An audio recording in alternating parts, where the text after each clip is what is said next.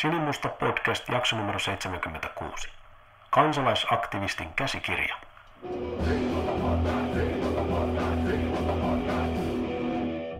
Tervetuloa Sinimustan podcastiin. Minä olen Lauri Hokkanen. Ja minä olen Tapio Rantanen. Tänään meillä on kirjaesittely. Tämä on tämmöinen tuore julkaisu, kielletytkirjat.com. Kansalaisaktivistin käsikirja. Kirjan kannessa eikä missään muuallakaan lue kirjoittajaa, ja vaikka mä sen tietäisinkin, niin en sitä tässä mainitsisi, mutta sen verran uskallan luvata, että hän on, niin kuin kirjassakin kirjoittaa, kokenut tekijä ja on oikeasti ollut monessa mukana ja tietää, mistä puhuu. Ja me ollaan tätä Tapion kanssa vähän pläräilty läpitte ja keskustellaan siitä kirjasta tässä. Jos et ole vielä tilannut omaasi, niin saatat olla homo. Joo, tämähän kansalaisaktivistin käsikirjahan on vähän niin kuin jatko-osa tai täydennystä sille aikaisemmin kansallismielisen liikkeen strategia-pamfletille, joka myös Kielletyt kirjat julkaisi. Ja tässä teoksessa jatketaan sitä aikaisemman pamfletin, jossa oli myös tämmöistä enemmän maalailtu vähän just tämmöistä laajempaa strategiaa ja näin. Ja tässä sitten kirjassa, jota nyt esittelemme, niin mennään sitten todella käytännönläheisesti lähestytään tätä aihetta. Ja tässä on sitten vähän kaikkea, mitä kansallismielisiä saattaisi kiinnostaa niin kuin ihan niin kuin tämmöisestä katutoiminnasta ja tietoturvasta lähtien, että mitä käytännön juttuja siinä voi tehdä. Ja tämän kun itselleen tilaa ja lukee ja on semmoinen, että haluan viedä kansallismielistä liikettä ja se toimintaa eteenpäin, niin ei ainakaan voi enää sanoa, että ei tiedä mitä tehdä, koska tässä opuksessa annetaan joissakin kohtia todella niin kuin kädestä pitäen neuvoa, että miten homma tehdään. Kyllä, tämä on hyvin tiivis paketti. Tässä on 174 sivua. Voisin aloittaa ihan sillä, että mä lukasen ääneen sisällysluettelon.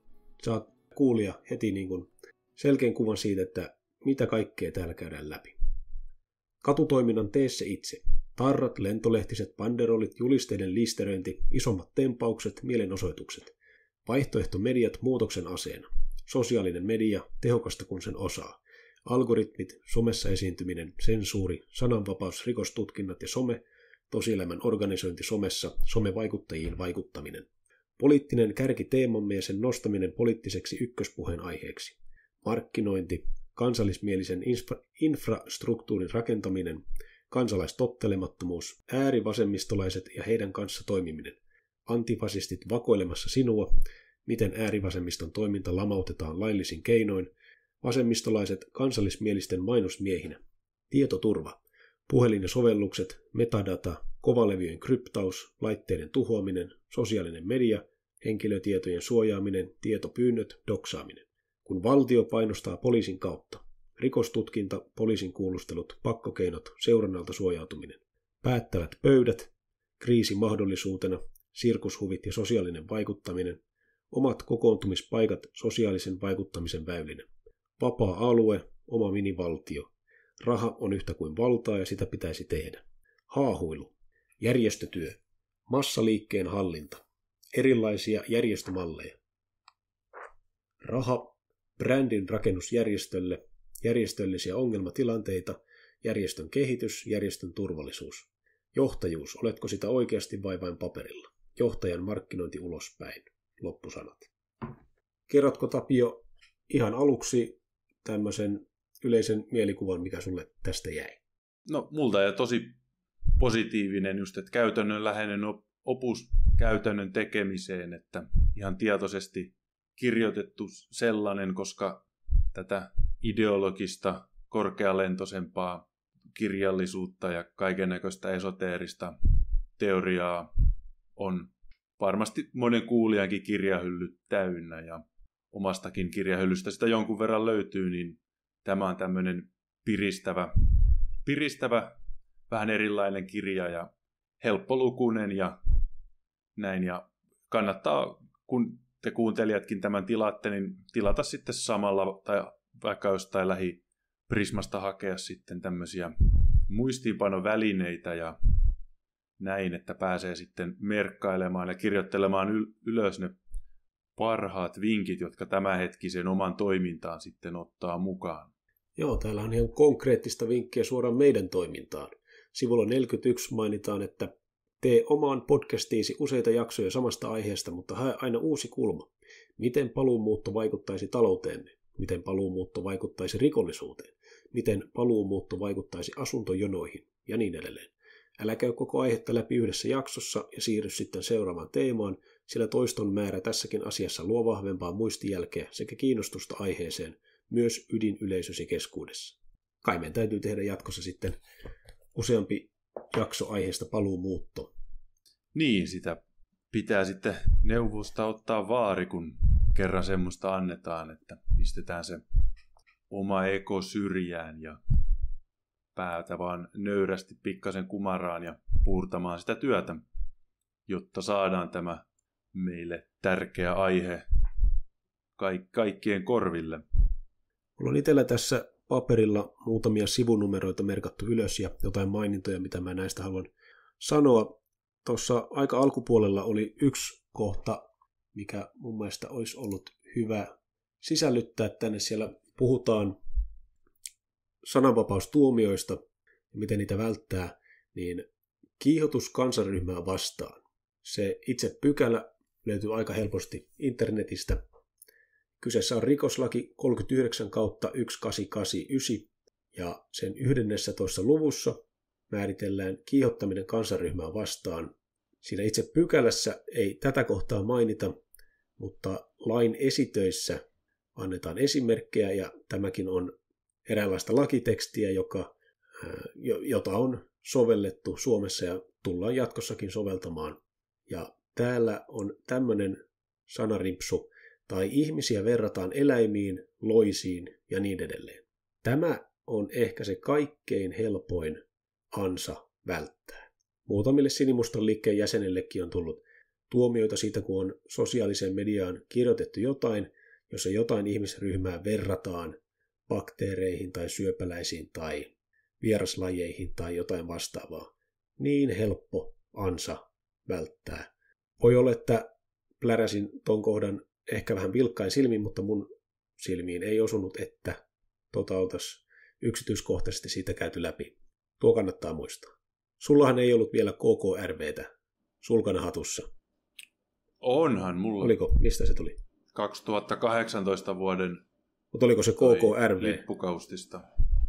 Kyllä, kansanryhmä vastaa kiihottaminen oli tuomio.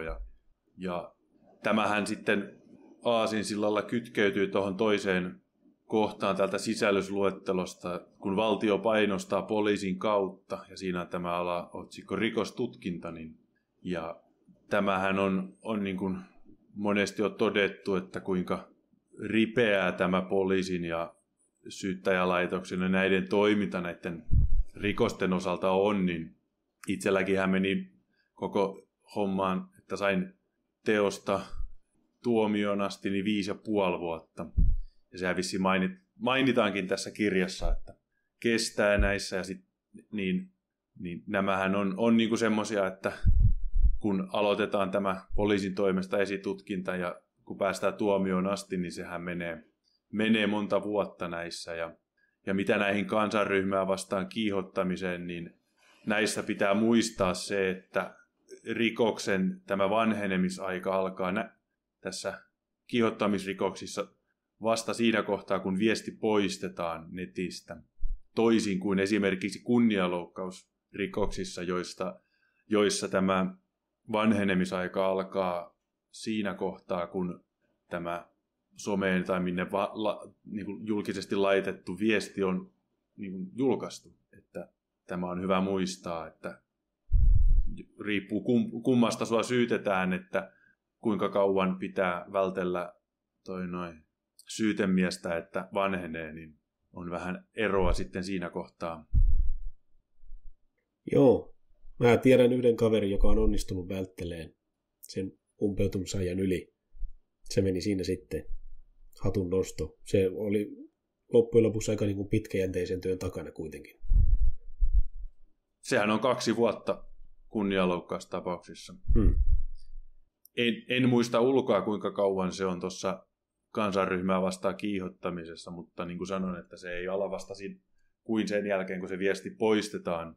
Yleensä nyt netissä, mutta mistä se on julkisesti luettavissa, niin sen jälkeen, kun se on sieltä poistettu, niin sitten alkaa vasta vanhenemisaika.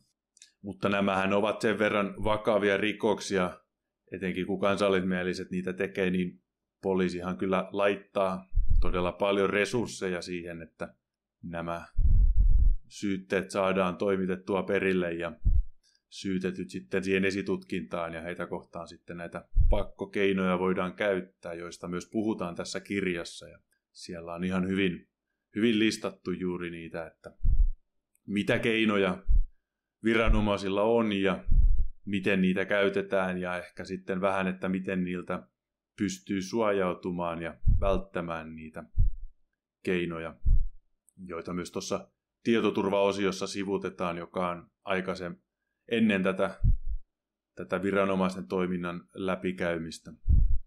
Mutta oliko sulla, Lauri, vielä näitä merkintöjä tässä, että mitä haluat nostaa? Semmoisen voisin tässä mainita, että kun siellä puhutaan paljon siitä, että kuinka meikäläiset voi puolustautua tämmöisiä asioita vastaan, niin siellä myös kerrotaan siitä, miten me voimme käyttää näitä samoja keinoja vastapuolta vastaan, eli hyökkäykseen. Ja siinäkin esimerkiksi justiinsa, jos joku vastapuolin edustaja tekee jonkun kunnianloukkauksen merkistön täyttävän postauksen, niin ei missään nimessä kannata lähteä kovana äijänä ajattelen, että no minä en vähästä pelästy. Minä en rupea neiteilemään tässä, että minun tunteitani olisi mukamassa loukattu. Kyllä minä kestän, jos joku haukkuu. Ei kannata ajatella tällä. Vaan ajattelet suuremman ryhmän etua. Se, että nyt on tilaisuus pistää vastapuolta vastapalloon. Käytä se on sun velvollisuus. Älä ajattele sitä niin, että oletko itse oikeasti tullut loukatuksi, vaan ajattele sitä, että nyt on mahdollisuus kerätä pisteitä talteen meikäläisille. Käytä se. Ja konkreettinen esimerkki Kukkavirrassa, siellä oli joku mielenosoittaja, joka heitteli ilmapalloja, jossa oli punaista maalia, ja sitten Lönnruutin puistossa kuunneltiin puheita, niin sitten kuultiin, että se äijä oli saatu kiinni. Niin heti sitten kaikki me, joilla oli vähäkään punaista maalia housuissa, mentiin poliisin luokse ja sanottiin, että halutaan tehdä rikosilmoitus ja vaaditaan, että tämä kaveri korvaa meille nämä, mitä on tahdinut. Ja siinä meni muutama vuosi, kun he pyöritteli niitä papereita, mutta lopulta sitten ulosoton kautta minäkin sain sieltä sitten 100 euroa tältä kaverilta ja sain kaverin koko nimen ja syntymäajan. Kyllä näitä kiusantekotilanteita kannattaa aina käyttää hyväksi. Ja siis ne kengät ja housuthan oli ihan oikeasti kyllä sitten 100 euron arvoisia, että siinä ei ole mitään lisää laitettu siihen. Ihan plus miinus nolla oli sitten lopulta tämä. Tämähän on tämmöinen vahingonteko ja näistähän ei kauheasti irtoa juurikaan muuta kuin nämä tämmöiset aineelliset vahingot korvataan. Mutta kun puhuttiin näistä kunnianloukkaustapauksissa, niin näissähän on mahdollisuus sitten jopa useiden tuhansienkin eurojen korvauksiin tästä aiheutuneesta haitasta. Ja vaikka niin kuin ei tekisi sillä rahalla mitään, niin se on ainakin pois vastapuolelta. Ja tietenkin, jos nyt saa vaikka muutaman tonnin korvauksen siitä, että joku on nimitellyt sua netissä tai jotain, niin se voi sitten vaikka, jos ei itse halua käyttää, niin lahjoittaa sitten johonkin kansallismieliseen toimintaan tai näin. Ja tuskin nyt kellään ihan niin paljon on sitä massia, joka on meidän mielisiä, niin ehdottomasti näitä kannattaa käyttää, koska se rikosilmoituksen tekohan ei maksa mitään ja sen voi tehdä netissä. Ja tässähän olisi yksi hyvä paikka muun muassa tehdä näitä kaikille niille esimerkiksi, jotka tämä meidän kannattajakorttikeräyksen seurauksena nyt on nämä muutamat median journalistit sitten soittaneet näille kortteja allekirjoittaneille ihmisille, niin jos ette ole mikään julkisuuden henkilö tai näin, niin kannattaa ehdottomasti tehdä siitä rikosilmoitus. poliittisesta häirinnästä.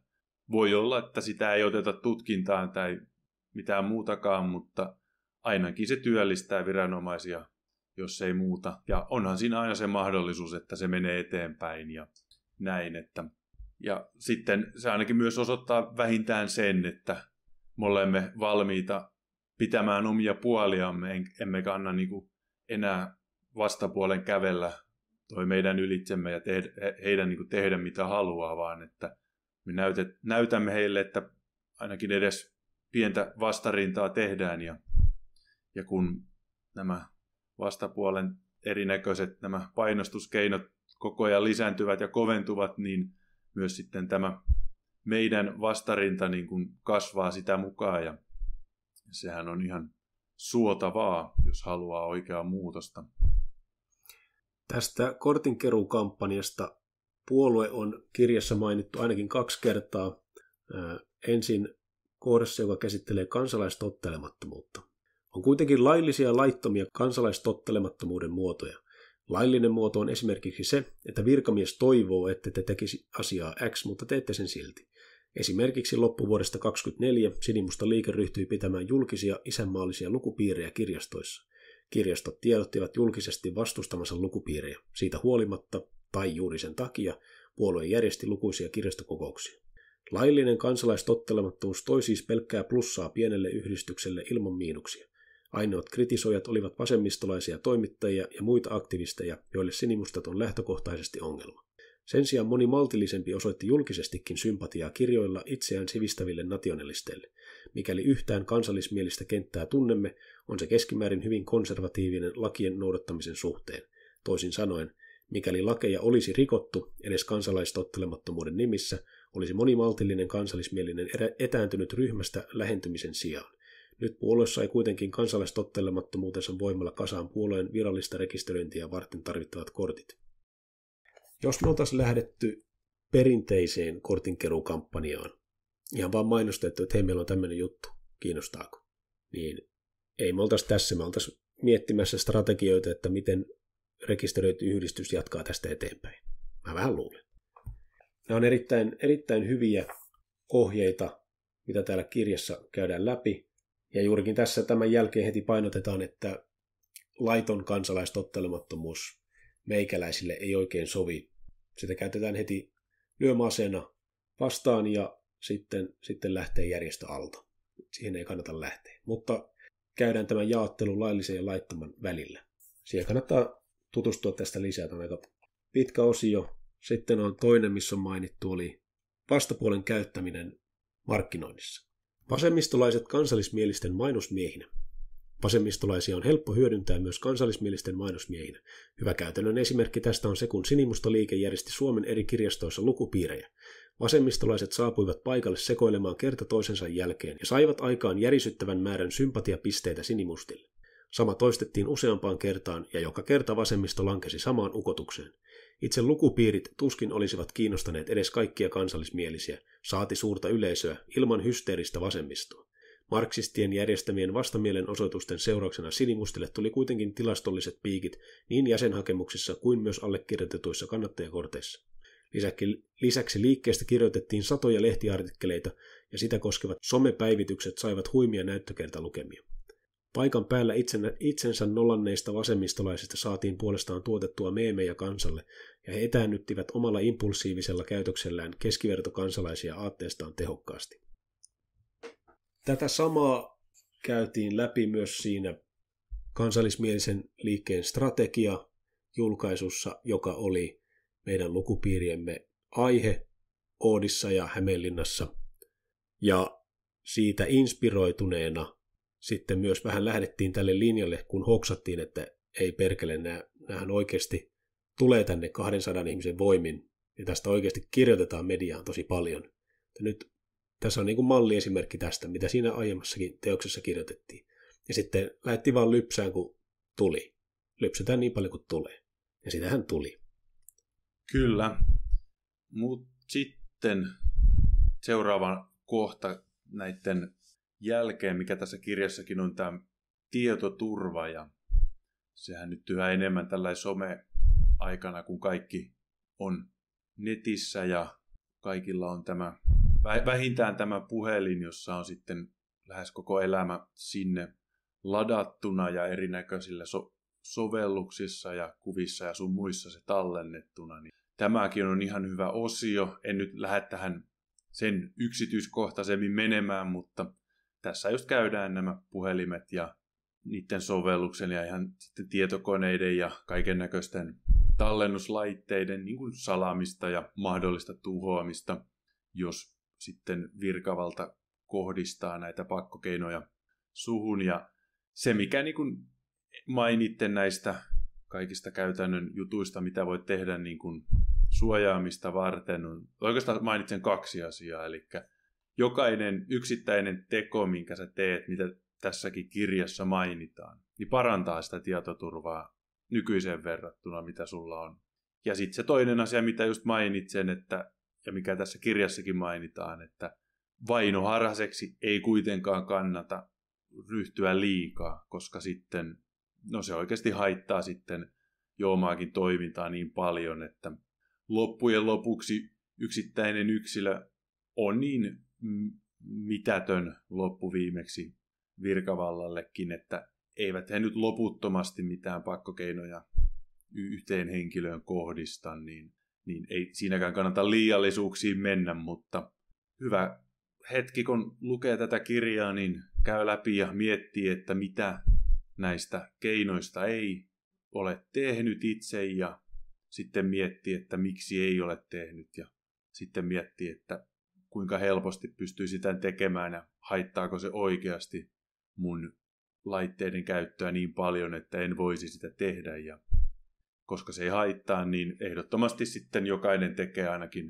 ainakin yhden lisää näitä juttuja, mitä ei ole aikaisemmin tehnyt, niin paranee sitten se tietoturva koko kansallismielisessä skeneessä niin sanotusti sen seurauksena, kun kaikki tekee edes yhden jutun paremmin kuin ennen.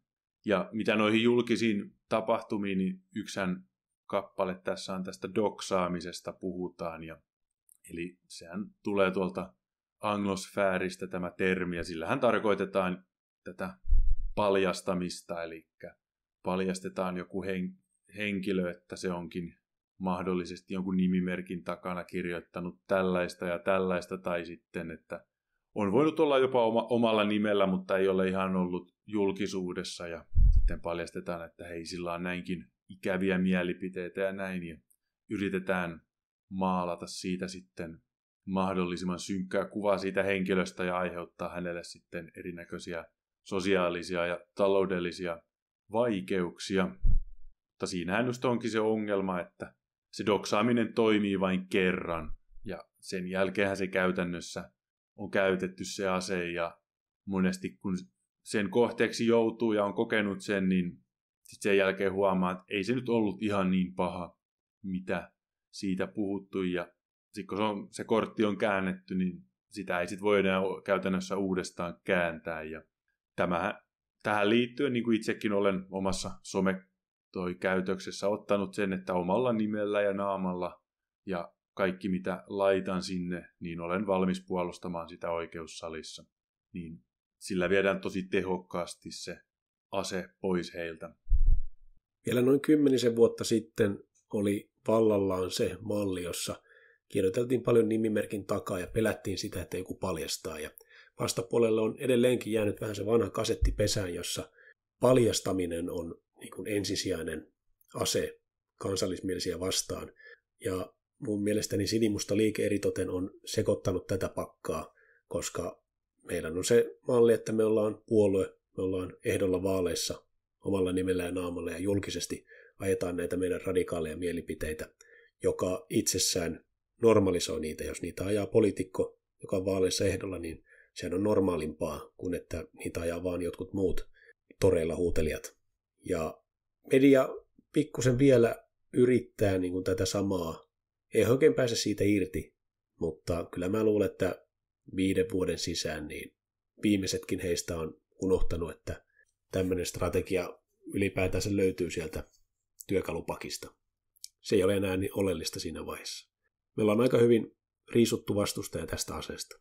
Kyllä, mutta itse en kuitenkaan ihan usko, että he tätä työkalua niin kuin pistävät sivuun, koska tämä on kuitenkin ollut niin toimiva ja ymmärtäen vähän tätä vastapuoleen, etenkin näiden journalistien sun muiden henkilöiden tätä mielenlaatua, niin he käyttävät sitä varmasti, mutta jatkossakin paljon, mutta kun sillä ei ole enää mitään tehoa enemmänkin, että kukaan ei enää noteraa niitä, on se mun ennuste, että 50 vuoden päästä niin paljastellaan, että naapurin Perttikin on sitä mieltä, että kaikki vierasmaalaiset pitäisi ruveta lähettää kotiin, että rupeaa riittää ja sun muuta, niin ketään ei hetkauta ne paljastukset, mitä tulee.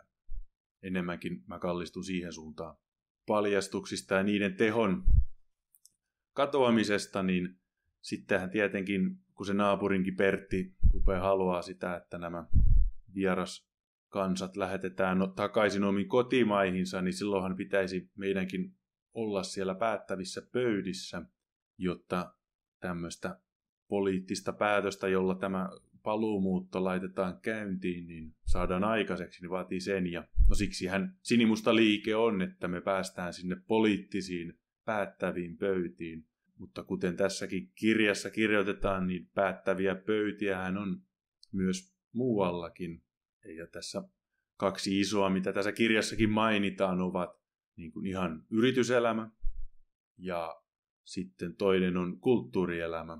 Ja mitä tässä annetaan käytännön vinkiksi juurikin, että oli se sitten politiikka, kulttuuri tai talouselämä, niin kansallismielisten ehdottomasti, jos vain kapasiteettia on joihinkin näistä, niin opiskella ja tehdä työtä sen eteen, että pääset tänne ja juurikin, että ei ole mikään öyhöttäjä tai tämmöinen, vaan että on se vaadittava osaaminen siihen omalle tontille, mihin hakeutuu, ja kun näihin sitten pääsee näihin päättäviin pöytiin, niin sitten kun tämä muun yhteiskunnan ja tämä mielipideilmasto sitä rupeaa niin kuin suosimaan, niin sitten pystymme tekemään semmoisia päätöksiä, jotka on meidän linjan mukaisia ja näin, että sekin kannattaa pitää juurikin mielessä, että ei vaan hakeudu johonkin perusduuniin ja välttele näitä, jos on kykyä lähteä jotain näistä alueista valtaamaan, niin ehdottomasti lähtee siihen suuntaan.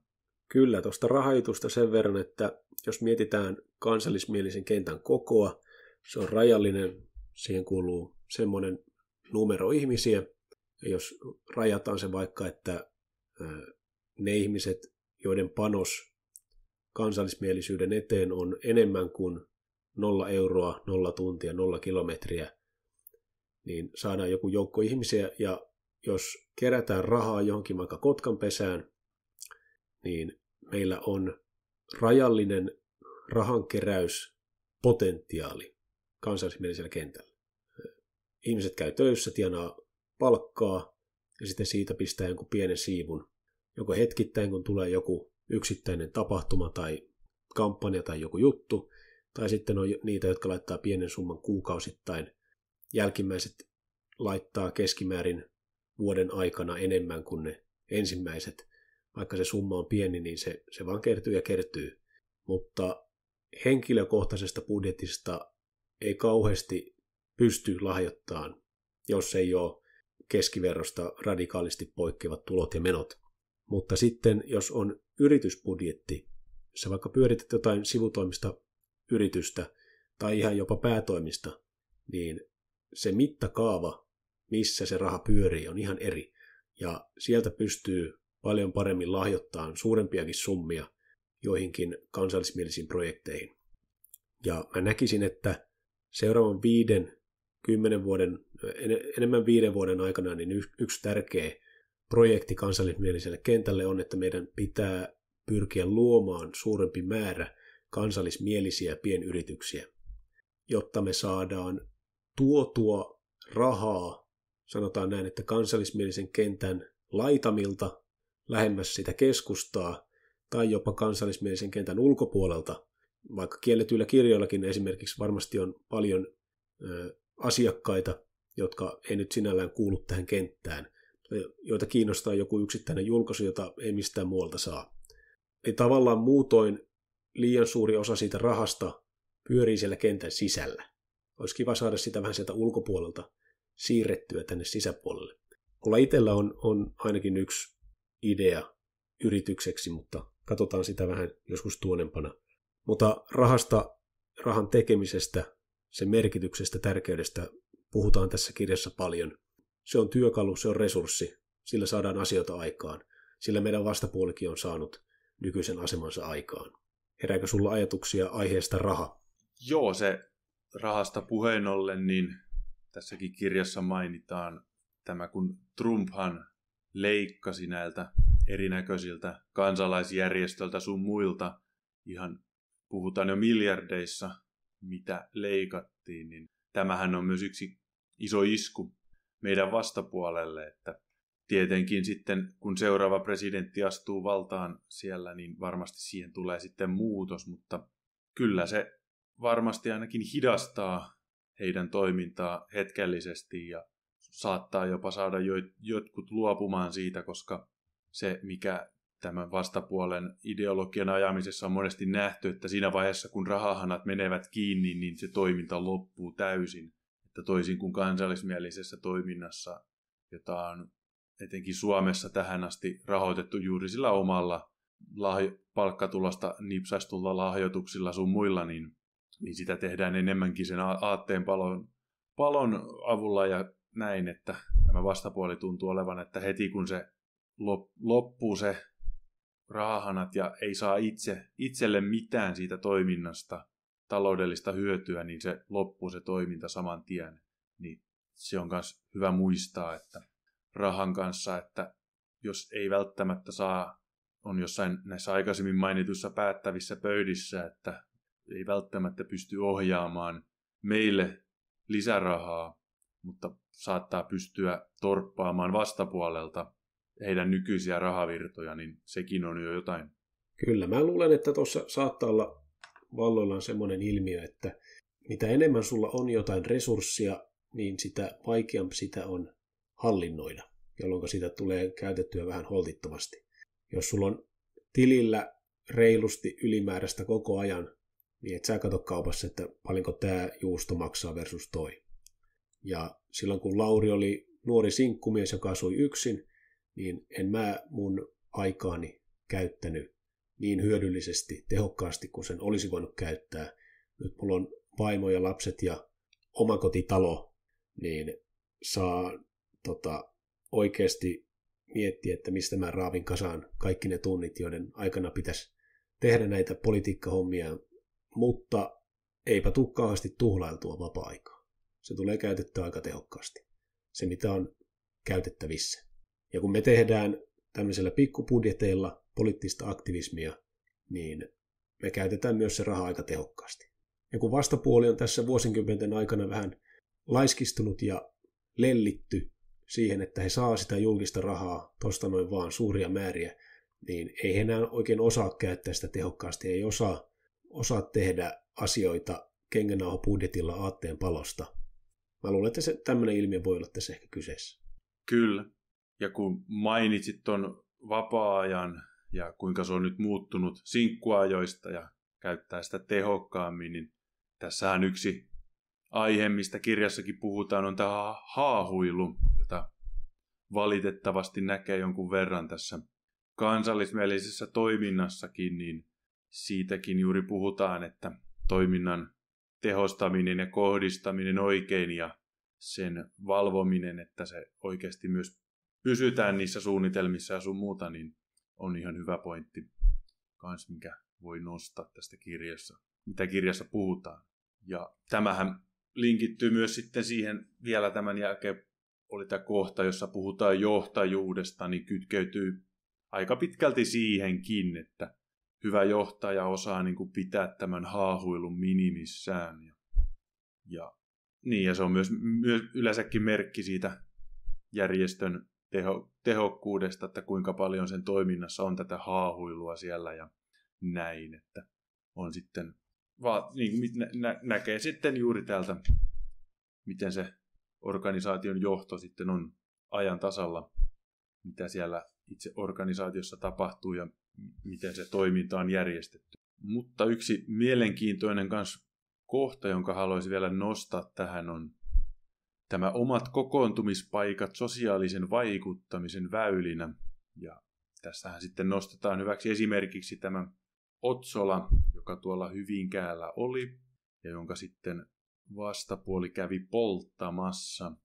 Sehän toimi todella hyvänä sisäänheittotuotteena meille, koska se oli tämmöinen julkinen fyysinen paikka, johon kuka vaan voi todella helposti tulla. Ja tässä kirjassa mainitaan tällainen mielenkiintoinen kohta liittyen tähän Kulttuurikeskus Otsolaan ja sen kohtaloon. Tätä kirjoittaessa Otsola 2 on tuloillaan.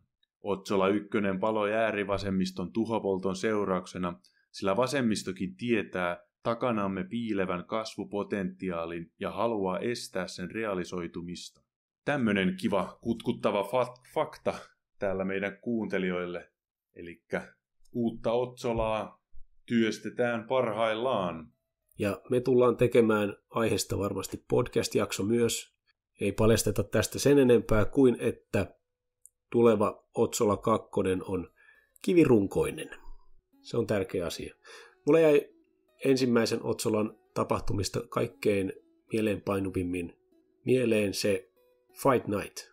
Järjestettiin, oliko siellä 8 eri ottelua, ja se kun mä lompsin sinne sisälle, ja siellä oli lähemmäs 100 ihmistä paikalla, ja mä katsoin, että ei helvetti, mä en tunne näistä ketään.